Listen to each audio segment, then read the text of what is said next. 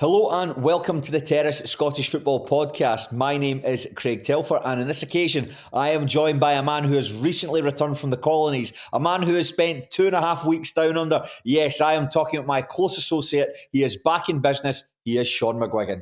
Hello there. And you know what happens when the George Best and Alex Percy of the Terrace get together. That's right. You are going to get a great big dollop of lower league football smeared all over your shirt. Shaughan and I will be doing our patented 3-game roundup of the lower leagues. It is patented. It is illegal to copy this. We'll be looking at one match from the Championship, another from League One, and a final fixture from League Two, and hopefully have a laugh along the way. But before we get going, Shaughan, tell me, how was Australia? Tremendous. So I was there. So my pal emigrated about 14 years ago. So I went out 10 years ago for his wedding. But because we had his stag do and his wedding, there wasn't a huge amount of time that we could kind of go and investigate like the rest of the country, basically. Mm-hmm. Whereas this time we didn't have that issue. So he stays in Manly, which is just outside Sydney. So we had digs in Manly for a week. And then as we arrived, we literally didn't really know what we were going to do next. But so we kind of stayed there. He had his 50th. So he'd booked a catamaran for his 50th. So he kind of booked a catamaran and sailor to kind of steer it. And basically you have it for 5 hours and you just take a carry-out on board. So that was like his 50th. Then after that, we're like, right, so what are we going to do at the end of this week? So we managed to get tickets for the Rod Laver Arena in Melbourne. So we didn't know who we were buying. Like, we didn't know what the schedule was at that point. You're just buying tickets for, like, centre court, I suppose. So we booked flights up to Melbourne, flew up there.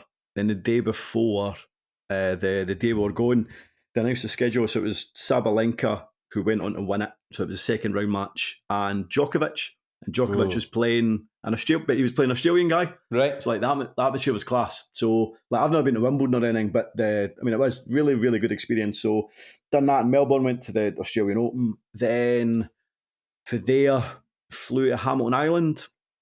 So Hamilton Island is where you can kind of go and visit like Whitsundays, which is like a really incredible set of beaches. And then so done that one day, went to Whitehaven Beach, and then went to the Great Barrier Reef. Nice. Kind of snorkeled in the Great Barrier Reef. So I'd done that last time I was there, and last time I was hopeless, absolutely hopeless. But I kind of knew what to expect this time, so went out, took a flotation device. There was two snorkeling sessions, an hour each, and then you had your lunch in between. First snorkeling session, coral, obviously. Mm-hmm. Not a lot of wildlife, but it was still fine. I was kind of getting to grips with snorkeling and things like that. And it was a guided tour, so you were kind of following a kind of woman on a surfboard. You were kind of going back in. So I kind of had my head down, looked up, I goes, right, where's the boat? I'm like, right, it's 80 yards away or whatever, right, off I go. I'm kind of swimming towards the boat. I goes, right, I'll have one last look down before I get back on the boat. Bear in mind, I hadn't seen that many fish at this point. So I put my head down, and there was like a big black fish about the size of a tuna, but it was like maybe 3 inches from my face. I didn't realise you could scream underwater. But I was screaming. The fish got a bigger fright than me, I think. So that kind of shut off, and I brought my head up and I laughed for about 25 minutes. So that was the end of the first snorkeling session. But the second snorkeling session, I'd kind of not mastered it, but I didn't have to bring my head up, I suppose. So literally, you're kind of breathing underwater. Lots more wildlife, lots more fish. And on the day before on Whitehaven Beach, we'd seen a stingray. So it was maybe, 6 foot long or whatever. So, bear in mind, I'm like a wee bit of a scared, you're in the middle of the ocean, so I'm a wee bit of a scared day. But still, what you're seeing, like everything you're seeing is brilliant. You're literally surrounded by hundreds of fish going across the coral. And I'm kind of looking down. And then, like the kind of sunlight is kind of penetrating the water in certain ways and then no penetrating it in others. But I just see this dark shape and I'm like, what the fuck is this? I mean, it was huge. You just see the front of its head and first instinct, is that a shark? But no, it was like a big, huge manta ray. So it was maybe, 12 feet. But it was only when it came into the light and you could see its entire body, and obviously it come to like a point with that tail. I was like, right, okay, so it's not a shark, so that's good. And that's a very impressive specimen. However, it's swimming that way. I am very much going to swim in the opposite direction because I can't remember which one killed Steve Irwin. But he was probably agitating it, wasn't he? He probably was. He was probably wrestling it and tickling it and flicking the back of its ear and tripping its heels and all that sort of stuff. I mean, I was just watching it. I mean, you know the expression "chat shit, get banged." Ultimately, that's what happened to Steve Irwin. Phenomenal anthropologist, but just a bit of a wind-up merchant at the same time. Just a wildlife pest. It's like we probably speak about Steve Irwin positively. If animals could speak and you could interview them about Steve Irwin, they would have a very different opinion. I think the way that animals would treat Steve Irwin. Remember down in Bristol that statue of Edward Colson? That is what the wildlife community would do to Steve Irwin. They would pull him into a harbour and cheer. He wouldn't be popular. He wouldn't be popular, certainly. Now, I don't know if you listened to the bonus podcast that was recorded. I think it was recorded a wee while ago, but went out earlier in the week. It was between Craig Fowler and Robert Borthwick. And in between Craig Fowler laughing a lot. Honestly, man, this guy will laugh at anything. You say the word pubic hair, and that just sets him off. He's hollering and slapping his thigh. But in between those peals of laughter, they mentioned there was a journey from hell. And they didn't want to talk about it because they thought they'll save it for this Wednesday evening podcast. We're recording this on a Wednesday. They'd save it for now. Tell us about the journey from hell, please. Right, basically, long story short, obviously there've been the storms in Britain, so I was conscious of them. I was aware that like trains might be a wee bit difficulty in terms of getting home because was this on the way back from Australia? This on the way back because we were flying back to London. I was like, well, let's see what happens. But bear in mind it was. So last 2 days, so came back from Hamilton Island, spent 3 days there, stayed at my pal's house in Sydney for a couple of days, then left his digs, had to be at the airport 2 hours before or whatever. Then it was an 8.5 hour flight from Sydney to Kuala Lumpur. We were in Kuala Lumpur for 5 hours. Like, bear in mind, I never sleep. I didn't sleep on the flight. I'm barely sleeping in a bed, never mind on a plane. So 5 hours in Kuala Lumpur. Then it was a 15-hour flight because it was slightly delayed from Kuala Lumpur to London. Then we're in London, arrived there about 6. Turned out the first train back up the road was at 10:30. Goes, right, okay, we'll jump on that one. So whatever that is, like 4.5 hours of London. Then onto the train. Everything seemed to be going okay. Then there was like we went a bit slow. Again, we're a bit delayed on this. Going into Glasgow, and then it stopped at Carstairs, and we were sitting there for about like 25 minutes, and there was just like no communication whatsoever.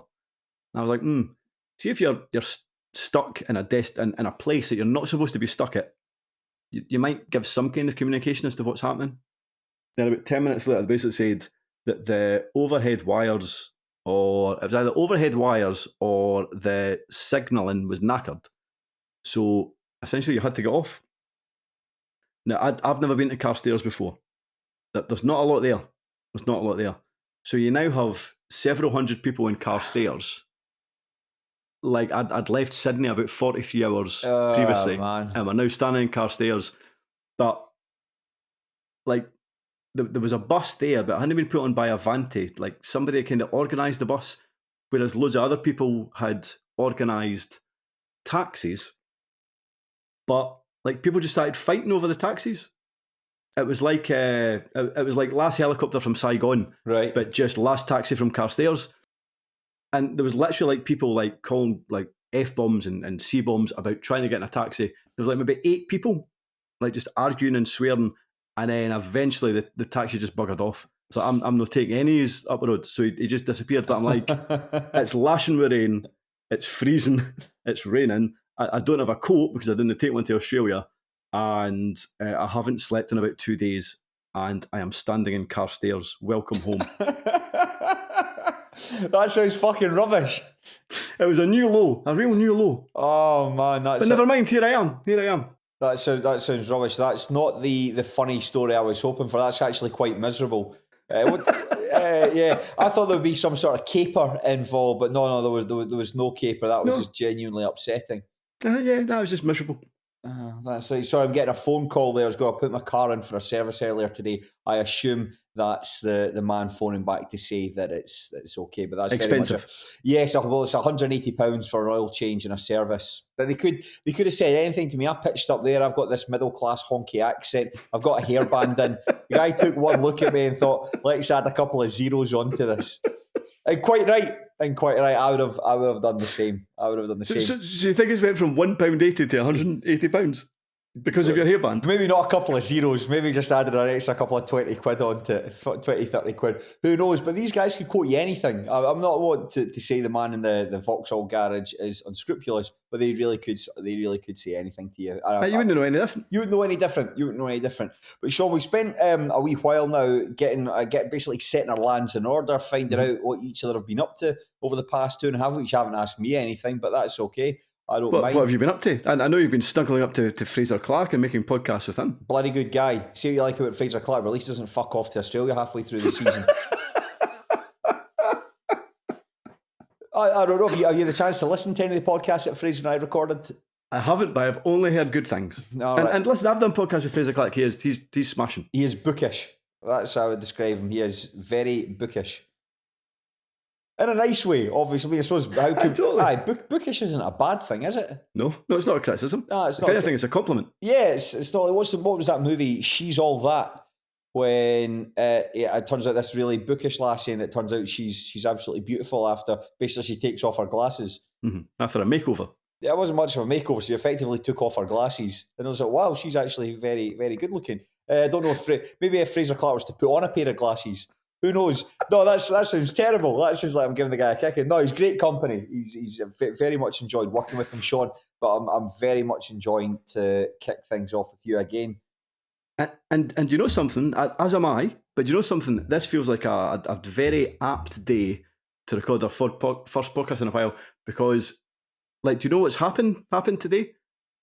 It's a story that we've very much got on at the ground floor, but something very special happened today.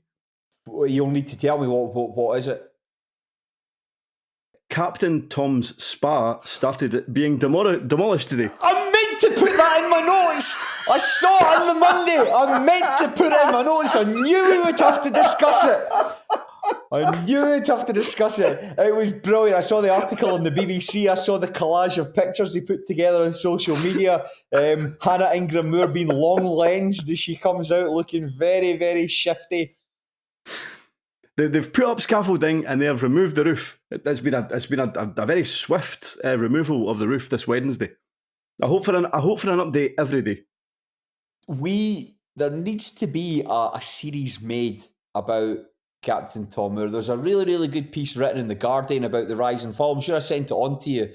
It was about very interesting, just about how the as a marketer, the golden thing is the toothbrush test. Everyone needs a toothbrush, and this was the story. It was the right story at the right time. But all of a sudden, the dizzying highs comes the fall, and then I suppose that's a good way to finish off the story. The demolition of the C-shaped spa that was illegally put up.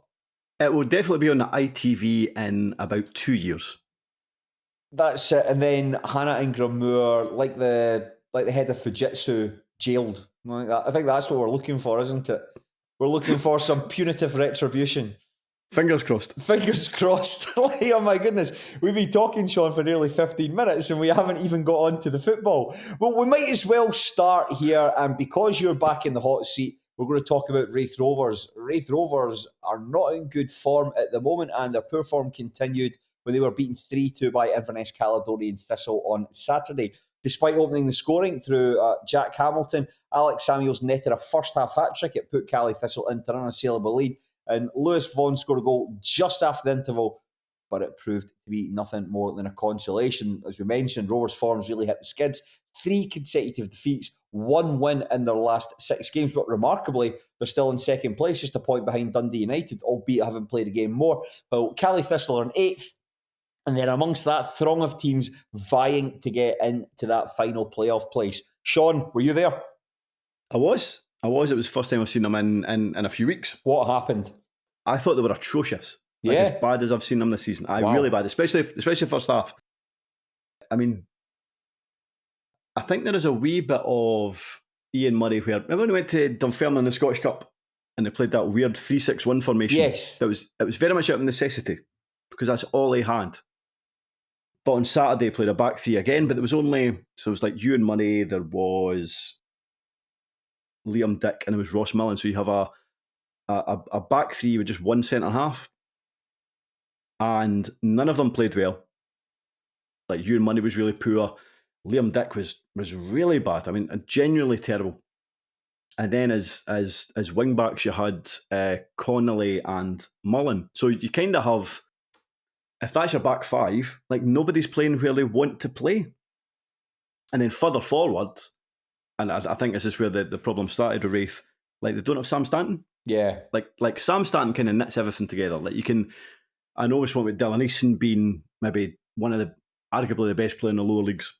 And I think he might be the most aesthetically pleasing player in the lower leagues when he's on his game. Again, he come on as a sub, was terrible. I mean, he's been so off form since Tannadice. But without Stanton, who can sit deep, he can go forward, he can take the ball off a centre half, he can help the forwards. Like he will just go up and down, easy peasy all afternoon and make it look so simple. But without him to knit everything together and with a kind of makeshift back three that was unnecessary, it's not really working. But what I would say is, again, on top of that, I do think there's only been a slight regression from where they were at the start of the season.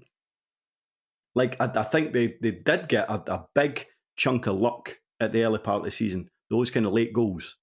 You've said it here before, you kind of continue to win games by one goal, especially in the last minute. Unsustainable. So either they were going to have to win games in a different way, win games more comfortably, keep continuing to win games by a single goal, which felt unlikely, or they would regress. And it's very much regression at this point in time. How can they arrest this form, Shaughan? I'm thinking in last week's podcast, I'll jump back a step. You mentioned Sam Stanton there, how important he is at knitting everything together. When Kyle Turner came in on loan from Ross County, Fraser Clark and I said it's perhaps the best calibre signing you can make in the circumstances to replace him. How did he look? I know he came on as a second half sub in that match. How did he feel to you? Didn't do much. And I'm confused at the signing because before the game on Saturday, Raith Rovers put a video up at, the back of two, and Sam Stanton was warming up. And now Ian Murray is saying that Sam Stanton might be available to sit on the bench on Friday, but failing that, he'll definitely be available for the next league game. So I think it's Challenge Cup this weekend, then maybe a free week, so Scottish Cup, then I think it's Partick Thistle away, something like that. No, it's Dundee United's your next game. Sorry, right. So Dundee United and Partick Thistle, apologies. So I presume when they brought in Turner that Stanton was probably going to be missing for a good few months. Yeah. It looks like that isn't the case. So I'm not entirely sure why Turner. A good signing, and actually I've wanted us to sign him since he was at Stranraer. Mm-hmm. But again, it kind of feels like maybe a body too much in an area that we don't really need. Like centre half is badly required. That's what I was going to ask. Is there any plans? I mean, we've got the windows open. It's a bit different for lower league clubs because the loan signing goes all the way up to the end of February. Yeah. But is there talk of anyone coming in to basically help out? I mean, especially since O'Reilly left to join Partick Thistle, you've really looked light in numbers in that area of the pitch. So I'm totally guessing here, but if O'Reilly was offered a deal, but presumably Ian Murray, I'm thinking he had a plan B and offered O'Reilly something. However, Partick Thistle either offered him more wages or a longer deal or maybe even both. But I kind of got the impression that Murray wasn't really that fussed that O'Reilly went to Partick Thistle and therefore he had another iron in the fire. The only name I've heard is Lee Ashcroft. However, Lee Ashcroft is now playing centre half for Dundee, admittedly because they have a number of injuries at this moment in time. Scored against Aberdeen the other night. I still keep hearing the rumour that Ashcroft will sign for us eventually, but they can kind of do a centre half in now. So even if Ashcroft comes in February at some point, it still feels like that might be, 3 or 4 weeks too late. So O'Reilly would have been ideal. So maybe they should have pushed the boat a wee while, a wee bit further. Whether it comes back to haunt them, I think it might do, but we'll see. But definitely, a centre half is badly required, because even if Keith Watson does come back, he's played about 6 games for us this season. Yeah. He's been out since September. Let's say he comes back, no this weekend, but the next, he's still going to need 2 or 3 games to get up to speed. No, they kind of need a centre half, I would say, urgently. Watching the calibre of the goals, I mean, I think you really have to. We've spoken a lot about Raith Rovers, but you really have to give in like Alex Samuel a lot of credit. I thought all 3 goals were very, very well taken. You know who he looks like, Alex Samuel? Have you ever seen those TikTokers called Family? Oh, is this the 3 people that are utterly reprehensible? Yes, the dad and the 2 sons. The dad and the 2 sons. He looks like one of the sons or a cousin. He could be a cousin. Or have you ever seen the Chris Lilly? There's a terrible show on Netflix called Lunatics. I have not. He looks like Quentin Cook. Nobody's seen it. Probably no one's ever seen it, so no one knows what I'm talking about. But I watched his post-match interview. He comes across really well. So it just goes to show you can't judge a book by its cover. I see what you've done. Yeah. No, but bear in mind, this is a player who scored 7 league goals in 7 years. And then scored 3 in about 10 minutes. He's got 4 and 2 since he's gone on loan at Cali Thistle. I thought the goals, there was perhaps an element, I wouldn't say fortune, but that's the second goal, for instance. He chests it down and finishes from the edge of the area. Dubrovsky, you might have think he could have done better. We'll give him the benefit of the doubt, because I think he might have had bodies in his way before he dived. And the third goal to complete his hat trick, he swings a foot onto it. Inside the box, he just gets him. Can't remember who was marking him, but he just gets a foot. I think mine Sean Byrne gets a foot onto it and turns it into the net. Really good finish, but that's a stroke. A lot of time that you miss it, that goes past the post. I think it was the first goal though. I mean, that's a pass that's about 40 yards from Mark Ridger's goal line, and it takes out the entire Raith Rovers team. And again, really nice touch to bring under control and a good finish under Dubrovsky. But where on earth was the team when that ball was played through? And again, I think that's when you have a back line that consists of 3 centre halves, but only one is a centre half, and then 2 midfielders playing as wing backs.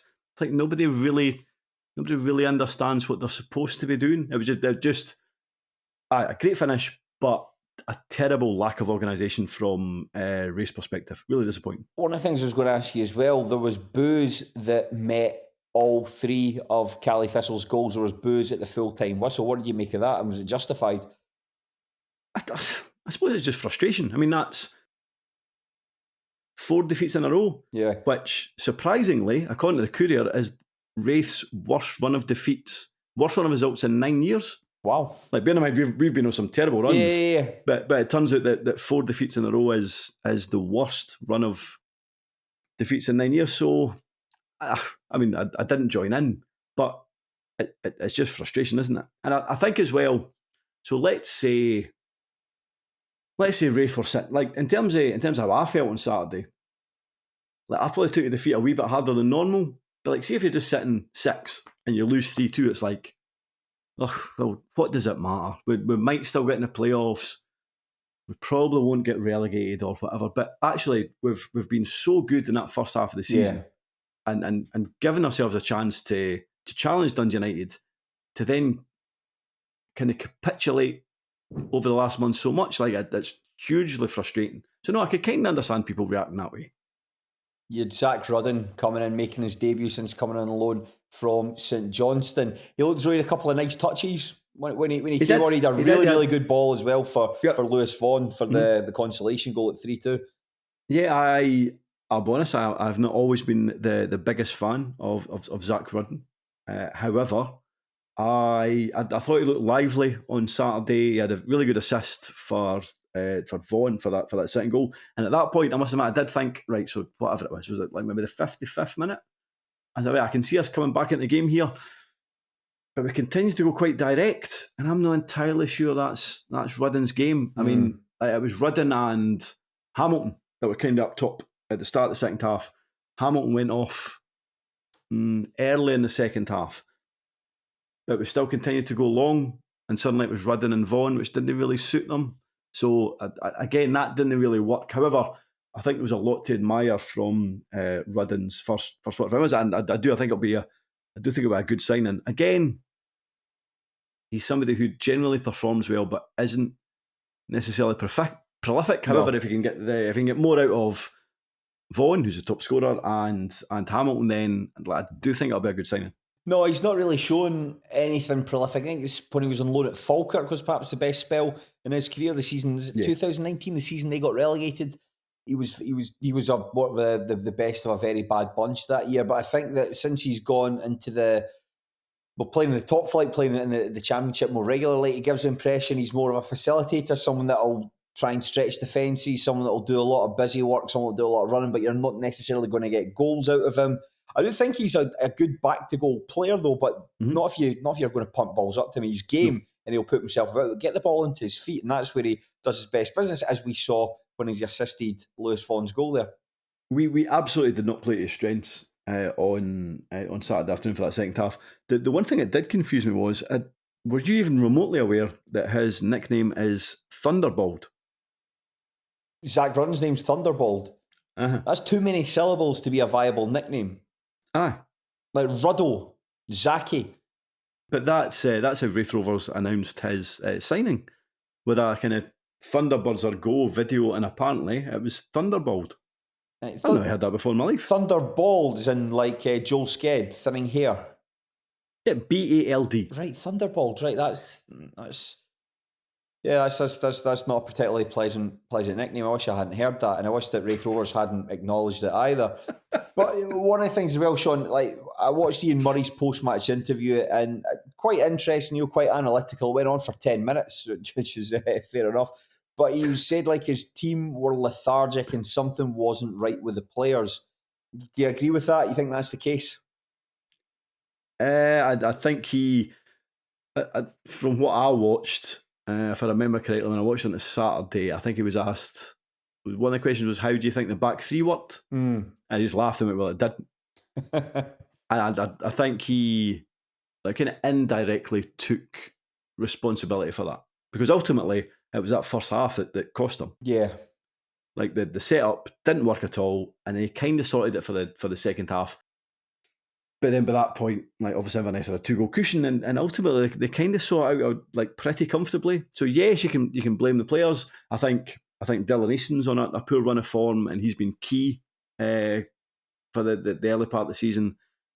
Liam Dick had a pretty poor game, but I think if he'd started with a back four, then maybe things would have went differently. And I do think there was a wee bit of him taking responsibility for that, as in he kind of burst out laughing to say, well, the back three didn't work at all. So, I don't think it was right in terms of those poor performances from the players, but I think he took acknowledgement of his faults as well. Well, we've mentioned Alex Samuel there as the key performer for Cali Thistle. Was there anyone else that caught your eye there? I mean, in terms of like in general with Inverness, Duncan Ferguson appears to have signed players who are just giants. like they dwarfed like the Rovers in general. I was looking at like Sir Remy Savage, looks a bit of a big lad. Mm-hmm. He caught that. Obviously his hair is perhaps the most noticeable thing, but he looks like a big laddie. Very much so. And my hope was, right, they've brought in, so they now have like 11 defenders. And they've brought in a lot of guys for the players I've never heard before. Hopefully none of them are cut out for Championship football. But in general, you know, some of the, like, they were pretty good. Mm-hmm. Like, they seem to concede goals late on in Inverness. Obviously, that didn't happen on Saturday. I think Duncan may have been a wee bit cautious in terms of how many defensive signings he's brought in, but they look far more solid. So I think they'll be safe, no bother at all. Could they make a late run to the playoffs? Probably not. Like, I think they'll really miss Witherspoon, but I think he's recruited reasonably well.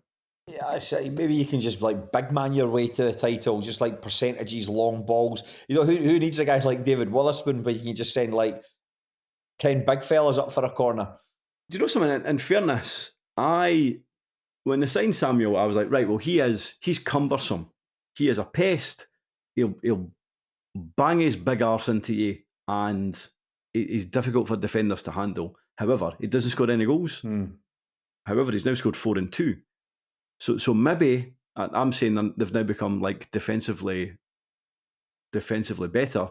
If he can continue to score goals, then Man, maybe they will do okay. I'm not entirely sure. I just think Witherspoon is a huge loss for them. Yeah, so just looking at the league table at the moment, obviously Greenock Morton in 4th place with 29 points. You come down to Cali Thistle in 8th place with 24. 5 points between them. All those teams have played a varying number of games between 20 and 22.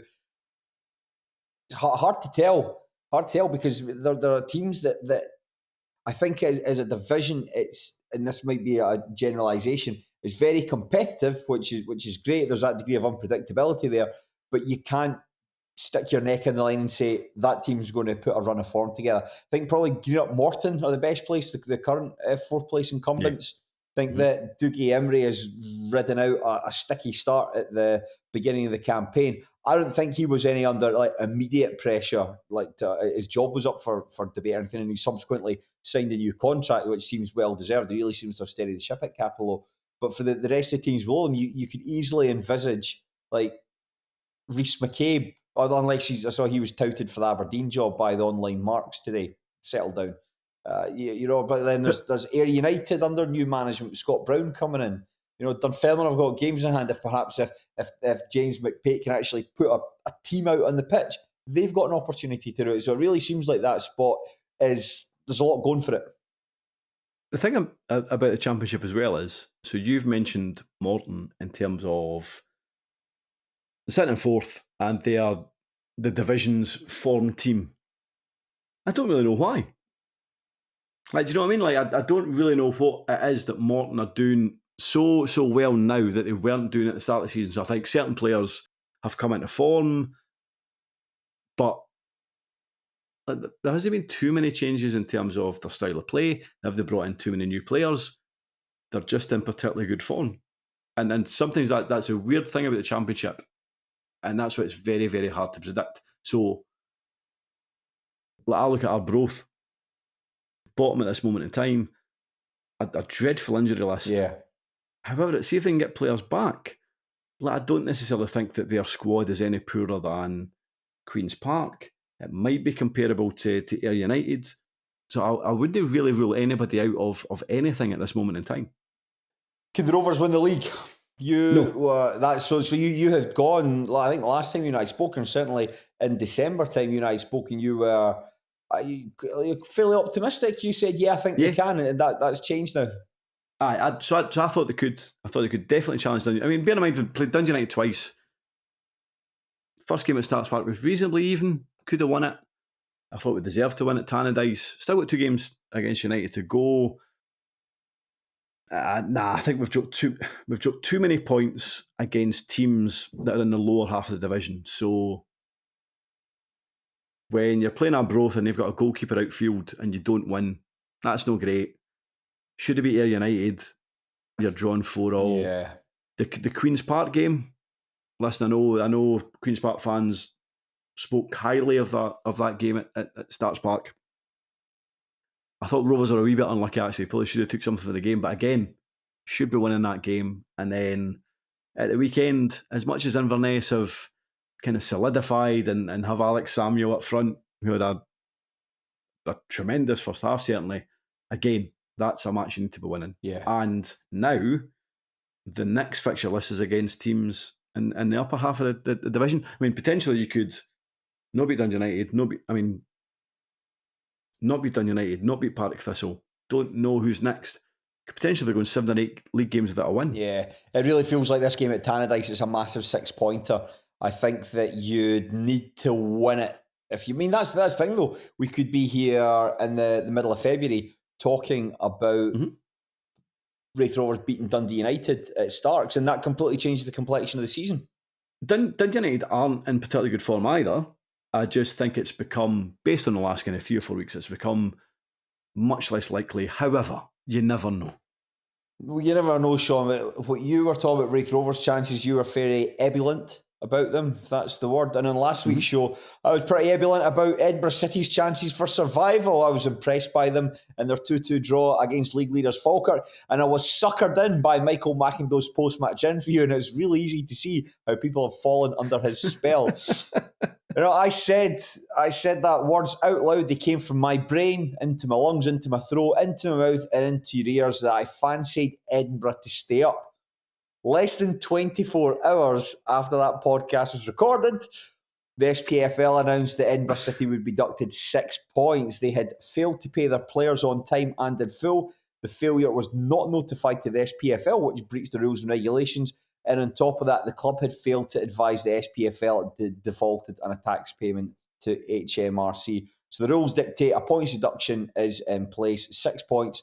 They are down to 4 points, their total for the season. And if they had any hope whatsoever of staying up, they had to go to Gallowbank and beat Annan Athletic on Saturday. Instead, they were turned over 3-0. Aidan, the Tiger King Smith, Benji Leeson and Tommy Goss all scored. That was Annan Athletic's first one in September. For Annan, that's effectively sealed 9th place. They feel like an island unto themselves at the moment, and barring anything barring something out of the X-Files, that's where they'll stay. And Edinburgh, again, very, very unlikely. They're going to finish season bottom. 12 points behind the Gallowbankies. Feels like a massive, massive gap to try and overcome. Before we analyse the match, Shaughan, what did you think of the SPFL's decision to deduct them points? And I don't suppose you know all the rules and regulations going on at the SPFL, but do you think it was a fair, a correct decision? From everything I've read, then yes, it probably did feel kind of fair enough. I get that from an Edinburgh City's fans' perspective, it feels like a punch in the guts. I know there's some people that feels like the rules aren't being applied consistently, maybe across other teams. I'm not entirely sure. However, based on what I've read, I thought it was fair enough. But you know something, based on what I've watched from this game, I reckon the SPFL could have handed Edinburgh an additional 6 points, and I still wouldn't expect them to stay up, because this was like, Annan are going to finish 9th. You're absolutely right. They are now an island, but they looked so much better than this Edinburgh City side. And I know maybe they took a knock from that decision from the SPFL and from that announcement, but regardless, I mean, it was quite long highlights. Whatever, it was 13 minutes. Yeah. Edinburgh really got to their half, and it was 3-0. It was 3-0 going on 4, 5 or 6. So that kind of sums up where they are at this moment in time. And I suppose that on the plus side, I mean, let's face it, this season is going to go poorly for Edinburgh. They're going to end up 10th. There's going to be some leatherings along the way.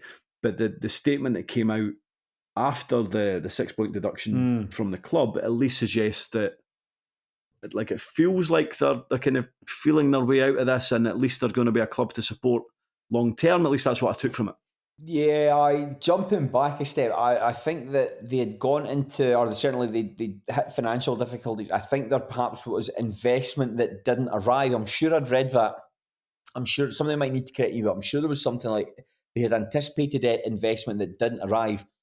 And I think that and this is just a theory, a conspiracy theory, I think they had perhaps been anticipating this money to come in. They could backdate the players' wages, they could pay off the tax, and that didn't happen. And so therefore, I don't think it was done, I can't imagine it was done anything nasty or underhand. Yeah. I thought they perhaps thought they could get away. The money was going to come in.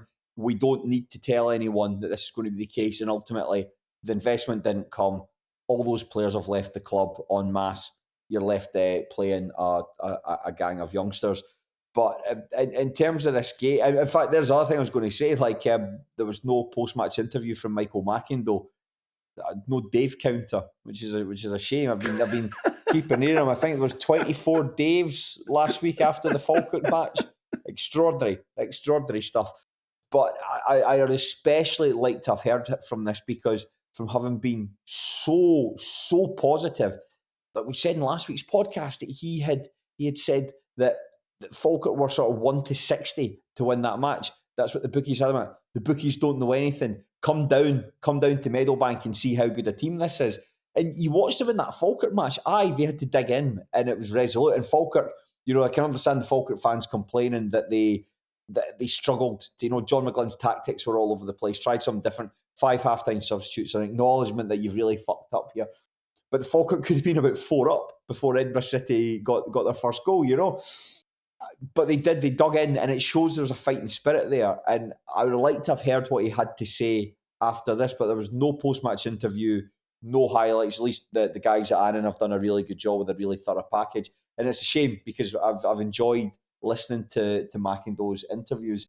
But on your point, I think 3-0 is very fair scoreline, very reflective of how the match went.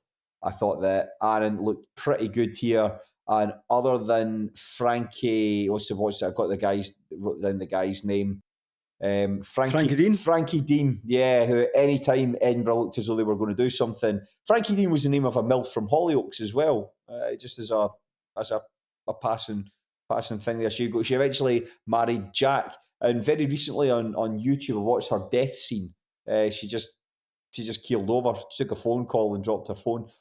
But Frankie, sorry, but Frank. Why did you go out of your way to look for that? I watch Hollyoaks on YouTube.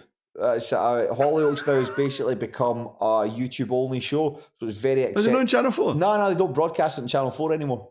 Oh. No, it's now a E4 only and on YouTube. So I've started watching. I watch like YouTube clips all the time. Maxine's Monkhausen storyline, the Cher Mercedes battle, John Paul and George, their tumultuous relationship. Very interesting. And now it keeps recommending me clips from Hollyoaks. The algorithm knows what I'm into. And I recently watched Frankie Dean's death.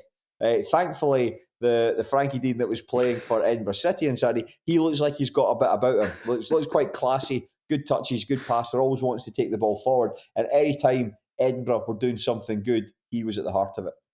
Do you know who didn't look good? I know exactly what you're going to say. Is this a man who tried to dribble out his own penalty box when surrounded by 3 players? Since when did Ali Ufe become a defensive midfielder? He played there. He made his debut against Falkirk. He's captain in the team now. Scored against Falkirk. Unbelievable. But yeah, he did not have a good game. There was times as well. I said that in last week's show. You've not listened to it, so I'm repeating myself for your benefit. But like high balls coming, just not jumping for them, like just waiting for them to come down and boys jumping into him. He's just not aggressive enough. And I think that perhaps that game against Falkirk was very much the outlier for his time in the SPFL so far. But that defending from the corner, like the corner came in and it kind of broke to him, and then like just get rid of it. Like whatever you do, don't do that. But you're right. He attempted to kind of dribble his way out of the box, which is probably like the least correct option to go for. He lost it, and then like a good finisher made in Swift. But again, is that the one? Sorry, a goal that was entirely avoidable. I thought there was definitely, because that one I think he just lost control of the ball. I think that he didn't get his foot to it, and I think it was Tam Muir managed to pick it off him and Smith finished. But it was about right at the start of the match where he tried to do that. You think of all the things to do, Mr. Fye, sir, you're going about this the wrong way. Tell you what I really liked, and I actually have no idea why this goal was disallowed. See, right at the start of the game, Matty Douglas takes this massive long throw, wind assisted, and you even hear the going, whoa, like that, as it goes into the box, and it takes a bounce, and Smith sort of hits it on as it takes a bounce. I watched that goal back so many times. I've no idea why that was disallowed. No, I didn't know either. No, but then we praised Frankie Dean, but there was a bit in the game where I think he's taking a wee bit too long the ball. Lewisohn nips it off his foot, a nice wee 1-2 with Tam Muir, and he's in. It's a good touch and finish. I think that was Dean let himself down there, but I mean, he's a young guy still making his way in the game, as are pretty much everyone else in this Edinburgh team. So you can't be too harsh on them. And the third goal as well, just somebody no marking Tommy Goss inside the box. Who just missed a penalty. And you can imagine, so it now appears that like the commentator isn't giving commentary. So I don't know if Annan aren't streaming games anymore, but now it would appear that the Annan commentator is now doing the PA. Right. And the only time you heard them in the highlights, remember that was him that used to say, Tommy Goss, Tommy Goss, Tommy Goss. The point you heard him in the highlights was him shouting Tommy Goss's name after he scored from the corner, which stemmed from the penalty that Goss had saved. But you can imagine the PA guy being so frustrated when he missed that penalty. just desperate to shout his name. Well, Utterly desperate. Instead of having the commentary, you've got a woman who's sitting right next to the camera that basically gave just shouting. Oh, so she's making noises. She's got a really deep voice. It just, I mean, just annoying. Just annoying. I think you put anyone right next to the camera that just kind of felt like she was watching a different match. Just really distracting. Really distracting. I suppose, like, I mean, most of the focus is in Edinburgh, and perhaps rightly so, because they're the more interesting team. The question is, Shaughan, although they're losing, Annan have won the match, we're focusing on Edinburgh, but if you're Michael Mackin, though, how do you motivate this group of players between now and the remainder of the season? I think it's a struggle. Like, I think in terms of, so you've got a group of young guys who are now playing first team football, and that adrenaline gets you through the first few games. And even if you do get gubbed, you can probably wash it off because it's your second game or it's your third game or whatever. They got a good result against Falkirk, so that perked them up. But I just feel that eventually they're going to continue to go through these drubbings, and then at some point, maybe the last quarter of the season, it might just be like, I can see them getting 9 leatherings, because based on what I watched on Saturday, I mean, I haven't really watched anybody for a couple of weeks, but a lot of those guys looked out of their depth. Like, I know I've seen a lot of good comments about, is it Malik Zaid? Yeah, that's on loan from Hibs, and I had a couple of good touches, but again, even if he was one of the better players, he just looks very lightweight and not quite ready for this level of football. Like, I don't know. I mean, if he can kind of protect them and G them up, fair play to them. He must be a decent manager, but I think it'll be a dismal end to the season for Edinburgh. I suppose if you're Mackin, though, the motivation is it might be, as in not now, but like I suppose what he needs to instill in the players is, okay, I'm probably going to finish 10th. However, this experience is going to benefit you for the rest of your career. That's what he has to get into them. That's exactly what I was going to say. You'll be telling these guys, you've got a good chance, play your heart out, because other teams will be looking at you. Like Frankie Dean, for instance. We've mentioned him a couple of times. He looks like a handy player, and you can imagine Alloa, Montrose or someone like that maybe taking a look at him, getting him at training. That'll be for a lot of these young guys. For the boys that have come in on loan, that would be it. You're going to learn about setbacks, but also you're going to learn about camaraderie and how important that is. And for Ali Ufai, he's going to learn not to try and dribble out his penalty box when he's under pressure from 3 Annan Athletic players. So it is going to be a big learning experience for everyone. But yeah, I suppose that's it. You can't let the big lesson is you can't let the drubbings get to you, because there are going to be I think there are going to be a number of those. 14 games left, so you are going to imagine they'll get a pasting. It's just losing becomes a habit, doesn't it? But the greatest one in the world, losing becomes a habit, and you would imagine that for the next 14 games, Edinburgh will experience a number of defeats, and that's how that affects them. I'm not entirely sure, but it'll be an unpleasant end to the season for them, unfortunately. Yeah, I suppose the most important thing is if you're going to take have a club. Yeah, if you're going to take the glass half full approach from that statement, there's still going to be a club. But unless there's an investment, they need to, I've said it millions of times, board saying it, get away from Meadowbank, get to a better stadium where you're allowed to bring in external sponsorship and all that. But yeah, having a club is more important than anything else. And an Athletic, I was trying to think if there's anything interesting to say about them. I think this is the first time in a long time that we've covered them, so I haven't necessarily been keeping all that much of an eye on them. However, they're performing exactly as I expected them to perform. I think if they went up with a team that finished in second or third last season, very little surgery done to it. Effectively, it's the same group of players that you're going up one level with, and quite right, because there's guys that have been on it a long time. So like guys like Swinglehurst, for instance, deserve a chance to go up and try it one level higher with them.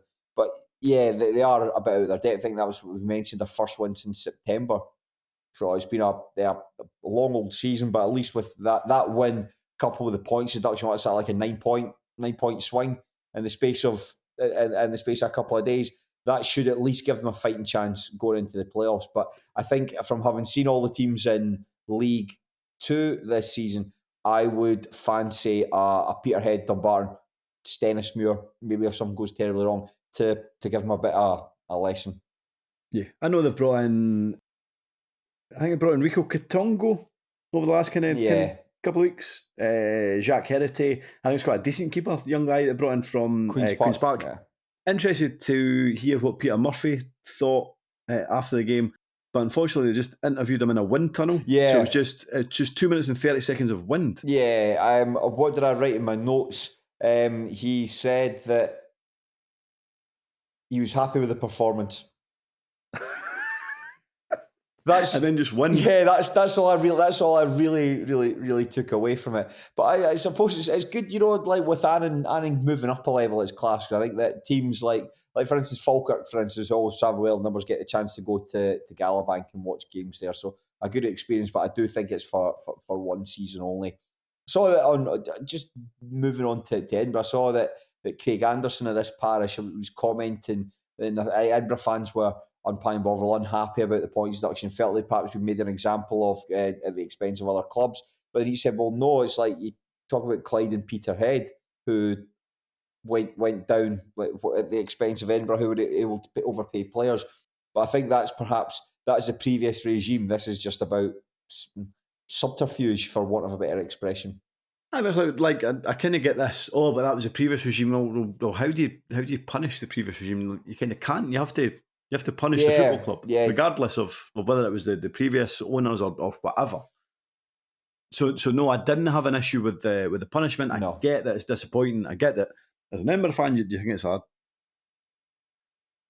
Maybe there's Edinburgh fans that think it's unnecessary, but ultimately why it should makes the players sense. Be getting punished for something that they haven't done? That's not how football works. No, I'll be honest. I was fine with a 6-point punishment. You could be disappointed by it as an Edinburgh fan. I also think it's irrelevant. No, they were going to finish 10th, whatever. Well, certainly this time last week I didn't think so. I thought they were going to finish in 9th this time last week. So yeah, I certainly read it very differently. Now we'll take a dander into League Two. Now, sick to the back teeth of talking about Stenhousemuir, but talking about them when Here we are again. We've been talking a lot about them when the going's been good, so it's only fair to front up like Joe Hart after he's let one go through his legs and talk about when you want to take your medicine. This is a top-of-the-table clash in League Two. Peterhead took on league leader Stenhousemuir at Balmoor, and the Blue Toon came out on top, winning that match 2-1, ending Stenny's 12-game winning streak in the process. Hamish Ritchie scored 2 well-taken goals in either half, while Gregor Buchanan's header was merely a consolation. Stenhousemuir are still very comfortable at the top of the table, Shaughan. Mm-hmm. Their lead has been reduced to just 13 points, though. Yeah, that's still a massive lead, though. I suppose, we've discussed this on the podcast about the fact that there is in a small squad. You've been reasonably decent this season in terms of injuries and in terms of suspensions, but I suppose without maybe Wedderburn and Nicky Jameson, it was maybe just a wee step too far, I suppose. Yeah, I was up at Balmoor for this one, and it's probably the poorest Stenny I've played this season. I think that Peterhead were by far and away the better side. The second half especially. The second half was almost exclusively played out on their terms. Very windy across the pitch, but they played the conditions very well. They certainly used them to their advantage. And that's not a criticism or to take anything away from it. It's the same for both teams. They dealt with it a lot better than Stenny did. And in those are the sort of games like Peterhead are a big team. They've had a number of key players coming back. Like Hamish Ritchie, for instance, has missed parts of the season with injury. He's now back in the team, and you saw what an effect he had in the match. But in those sort of conditions, when you're up against big players, big strapping players, you want a guy like Nat Wedderburn in there. You want Nicky Jameson in there. Jameson's been excellent over the course of the season. And although the replacement that came in for Wedderburn, Kyle Jacobs, he actually had a good game when he was on the ball. Mm-hmm. He just doesn't have the same degree of physicality like Wedderburn. And I think that Wedderburn's a bit unique in terms of the leagues. I don't think there's many players that play the match like him. You don't see players just getting shoved out the way. when Wedderburn just wants to, he can just get his shoulder across you and get you right out of the way. And for Jameson just reads the game very well, positionally very sound, quick off the mark as well. And Aidan Lynch, who came in to replace him, he got a bit of a chasing for Kieran Shanks. Mm-hmm. Kieran Shanks was really good in this game, held the ball up very well. And I was watching Shanks, that's having seen Shanks twice already this season, this was the first time where I saw him and was like, I can see why Arbroath went in for you and took a chance on you, because his hold-up play was very good. He's strong, can pop it off very well, very energetic, bags are running, very enthusiastic. And I was really impressed by him here. And you're right, it's just you take two players out of that team and they began to look a little bit vulnerable. And I'm not... It was difficult to tell at the first goal because it looked like, obviously there was a kind of low winter sun, but it looked like it was a nuclear bomb going off behind the goal during the highlights. But it looked like the marking for Hamish Ritchie, like he seemed to have like freedom in the 6-yard box, or the penalty box even, to nod in Danny Strachan for the first goal. He did. He really seemed to get loose. I was watching it and my first instinct was to look at the linesman, because I thought he's gone offside there. And he actually initially didn't celebrate. His first instinct was to look across at the linesman.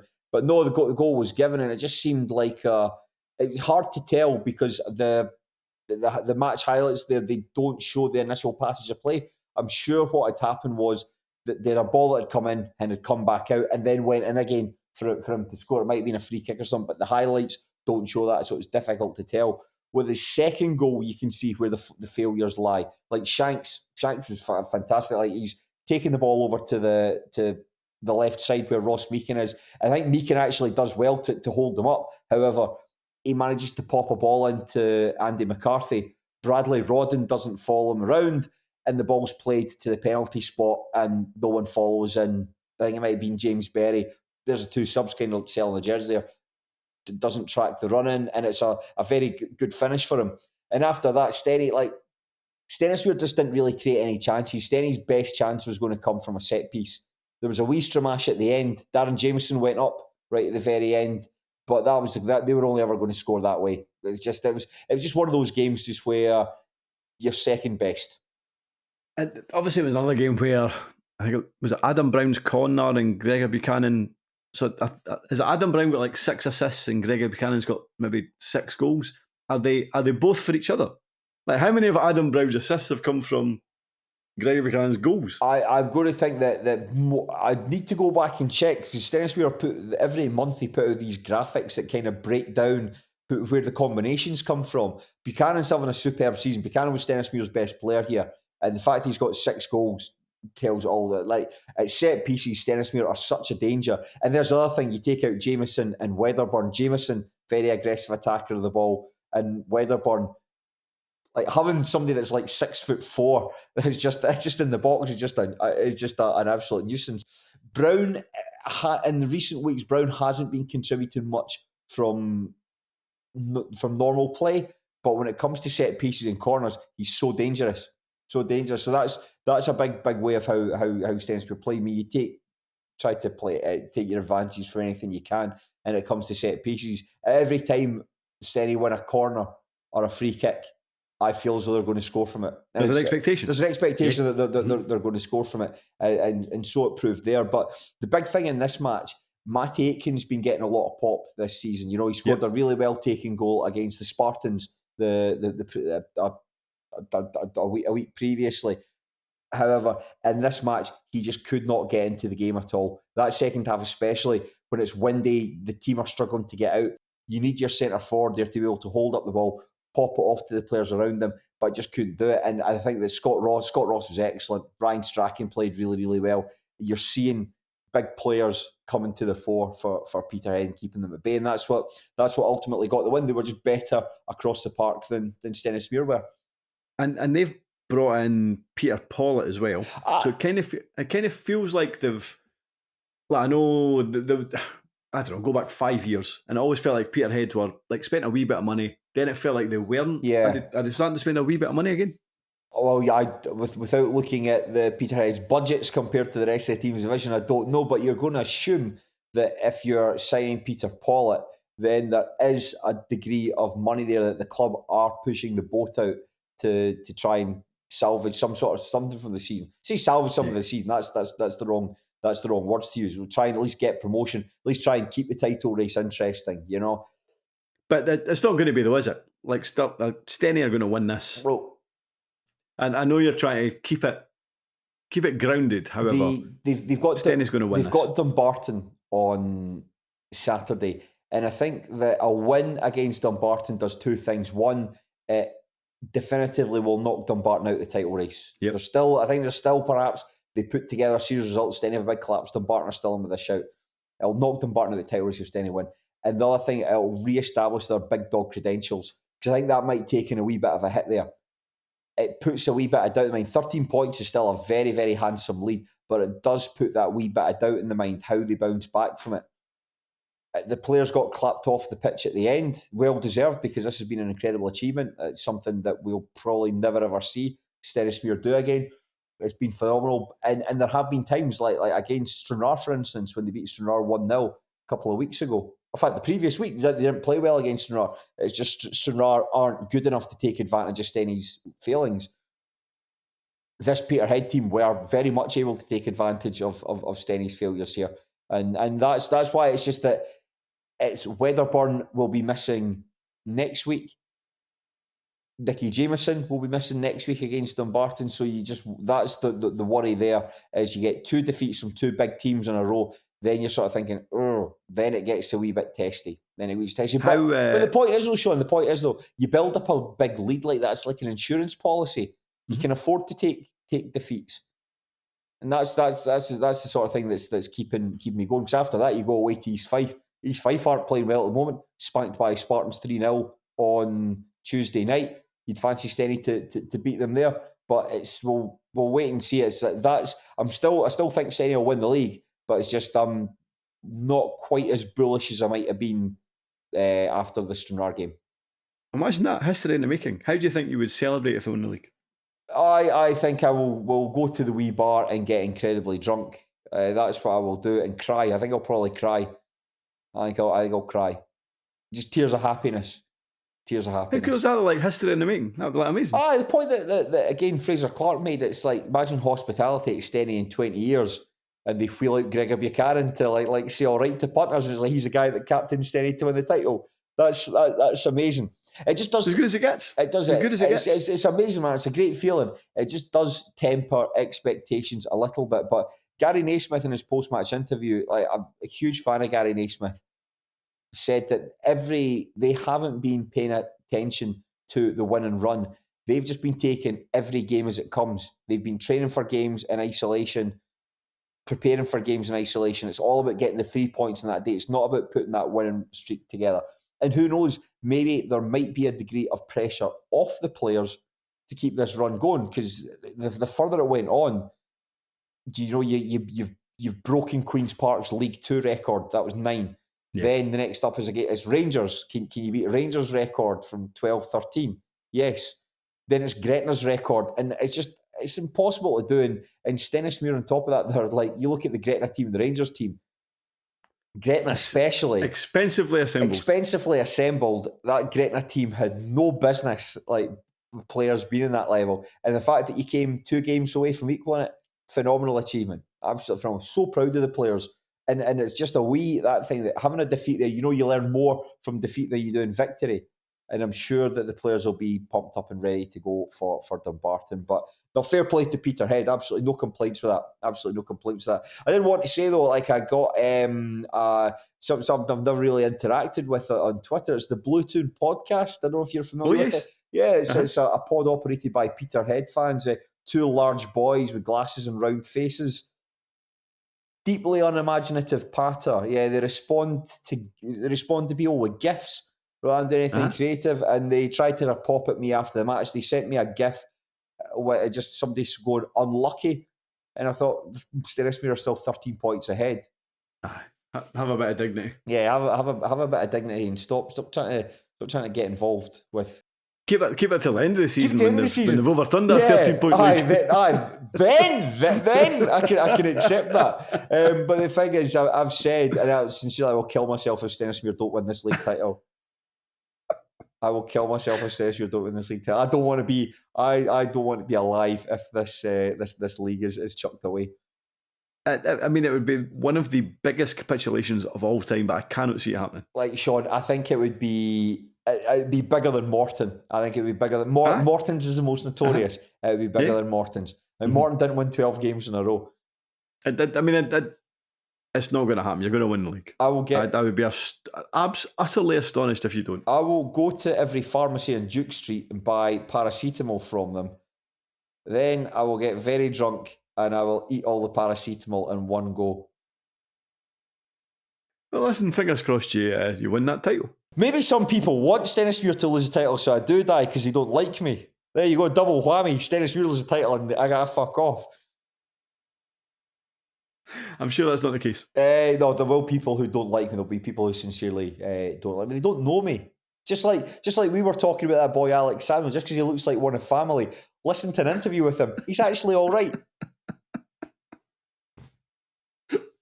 One thing to mention, Shaughan, is I haven't seen any of this game. In fact, I did actually. Somebody posted the clips here. It's just one final bonus. Just while we're here, we talked about a top of the table clash between Peterhead and Stenhousemuir. Let's talk about a bottom of the table clash between Edinburgh City and Clyde. This was the definition of a 6-pointer. Clyde had to win this game. There was a 4-point gap between the sides going into this one. Clyde really had to win it to keep pace with them. Clyde lost 2-1. Liam Scullion opened the scoring, but was immediately cancelled out by Russell Dingwall. Then Deshaun Golding grabbed the winner late on, and it's a 7-point gap between the sides, and it's looking a wee bit sticky for Clyde. I still don't think all is lost. I think they've had a decent window. I think they're far better now than they were at the start of the season, and there's a lot of teams above them at this moment in time. Yes, there's a big gap between them and 9th. However, there isn't a big gap between kind of 9th and maybe 6th. So I still think, as much as that result against Elgin was a very, very poor result for them, I still wouldn't rule them out completely. Do you see the second goal? I've not seen anything from the game at all. I've not seen any clips at all. There's been a clamour since Ian McCall's come in, since this investment's been promised. There's been a clamour to sign like new fullbacks and a goalkeeper. They've pretty much like signed players for every other position apart from fullback and goalkeeper. In that second goal, there was basically Jack Layfield lets the ball like a phantom pass through him and go into the net. And Layfield's been like directly and indirectly such a leak of goals this season. And it's the fact that, I mean, there's still time, as we mentioned there, we talked about Raith Rovers, there's still time to bring in players, but the longer it goes on, the worse it gets. And Clyde do need to make a change there, because it feels like, I mean, we're saying about there's been an upturn in form since McCall's come in. McCall's won one of those 9 games since he's been in charge. I didn't realise it was as poor as that. And they've been competitive at times. They've been not so competitive at times. Like some of the guys that have come in, like Alex King's come back in and loan from Morton for the rest of the season. Jay's, I can't know how to pronounce his second name. Jay's Cabaya, he's come in. I think there was one point that he was looking like quite a handy player at Livingston. Never really kicked on from there. He's been on loan at Falkirk, didn't work. Queen of the South, injured.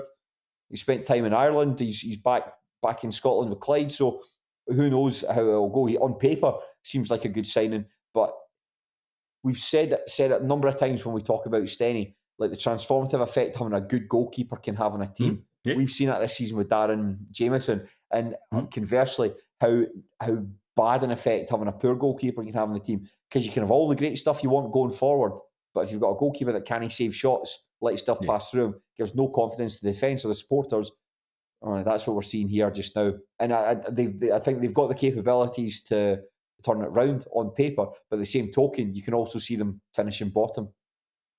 Potentially, but like Ian McCall's no daft. No. We know he's a decent coach, we know he's like a decent manager. I mean, presumably he has plan A, plan B, presumably has targets in terms of a goalkeeper and augmenting the defence. And if he can get them, I still think they might be fine. However, they've made it much more harder for themselves than they maybe had to be. Yeah. Elgin, though, meanwhile, seem to be motoring along quite nicely under good home record. Alan good home Hale, record. brackets left. But that's the thing for teams that play so remote for the rest of the division, like Peterhead, Elgin, Stranraer. You need to make it difficult. Teams don't want to go to Elgin. Like it's a long way away. It's a full day that you've got to spend doing it. No one wants to do it, so you've got to try and make it as difficult as possible. One of the things they should do is, I think you spoke about, like, just make the changing room really awkward. Like all the chairs have got one leg shorter than the other. Everyone's at angles. No hot water. Was it Billy Dodds that freaked out about a changing room because it was like in the dark or something? Well, recently. Was it maybe at Morton? When he was Inverness manager, he like really went to town on Morton's dressing I rooms. remember that. Now, was that during the COVID period or something where they had to basically, it was like it was like a porta cabin or something. I remember that now. I remember that. I said Billy Dodds. Let's see. Just bring up Billy Dodds, Morton, changing rooms. Let's see. Yes, here we go. Billy Dodds threatened Morton versus Inverness call if his disgusting changing room war goes nuclear. There you go. That's quite strong. That's got a strong opinion. Outraged Inverness Caledonian Thistle say they could refuse to play Saturday's match against Greater Morton if told to use the same disgusting changing facilities at Capello. After loss to Morton in the Scottish Cup third round on Tuesday night, Cali boss Billy Dodds described the changing rooms are offering Greenock fucking hell as not fit for vermin. I mean, what do vermin need? Surely vermin don't need very much. They don't need hooks. They don't need showers. Let's see. Dodds says an unnamed Morton director offered up an apology post-match, but he had already given his team talks in the dark with no heat or light to be found. Toilet facilities were also slammed as dirty and an embarrassment by the championship leaders, who have not yet received any assurances that things will improve for the match this weekend. Dodds, who says the porta cabins were a COVID and health hazard, fumed. The director apologised to me after the game, but apparently I've hit out this morning with a statement. I don't know what's going on, but if we go back there, it's not COVID safe, there will be an issue. There we go. That article was 9th of December 2021. Yeah. There you go. That's the kind of thing that like Elgin and Peterhead should be doing. Make things uncomfortable. Give them changing facilities that are not fit for vermin. Well, Shaughan, I think that's a perfect way, as vermin ourselves, this is a perfect way to finish the podcast. It's an absolute pleasure to be back in business with you. Great to be back. Thank you. And you, dear listener, it's been a pleasure to spend the past hour and a wee bit with you. Your support always means a lot to us. And if you want to support the Terrace podcast even further, please consider subscribing to Patreon. There's tons of podcasts up there. I listen to most of them. They're all pretty good. And it's as little as £2 a month. I mean, what's that? What are you getting for £2 a month? That's I bought a bag of mini eggs earlier. A bag of mini eggs are £1.50. There you go. That's slightly less than £2. But I'd much rather eat a bag of mini eggs and listen to a bonus Terrace podcast episode. So, when you think about it like that, they're so delicious. They're so delicious. They're so delicious. Really good. I like them. They're magic. What I'd like to do is just get the shells of mini eggs and just like just crunch them up and just get them in the Do you think it's the shells that's the flavour? I think it's the chocolate within. But that's the thing, Shaughan. It's like the little sugary shells, the chocolate inside. Oh, you know what you do? Like you put the bag in the radiator for 15 minutes. You don't even need to. You can just suck all the chocolate. Oh, it's brilliant. I used to do it with ice cream. I used to bring ice cream in the freezer, put it on the radiator. So it's like, nice and soft, and you would dive in. Did you know that when Jared Leto was playing the role of Mark Chapman, I think it was chapter 23, I think it might have been called, he was playing Mark Chapman, who assassinated former Beatle, John Lennon, in cold blood. Beatle? Sorry, Beatle. John Lennon outside his Dakota apartment building. He had to put on loads of weight for it, and he used to, this is disgusting, he would eat ice cream, like melted ice cream and olive oil, and sort of drink it down to help put weight on. That does sound very fattening. And the film wasn't very good either, apparently. So all that, waste of time. You massively damage your arteries in your body for nothing, essentially. It's always like a Raging Bull, is it? That's a good film. Raging Bull is a good film. Yeah. But at least if Robert De Niro does have kidney failure, at least he can look back and say it was worth it. Jared Leto on dialysis, he'd be like, nah, that really wasn't worth it. But anyway, please, if you are going to a game this weekend, enjoy your football, but do so respectfully. Don't be like Inverness Caledonian Thistle getting showered in cold water and getting a team talk in the dark. That is the very definition of not respectful. So don't do that. But Shaughan, pleasure as always. Thank you. And thank you. Take care, and we'll speak to you soon.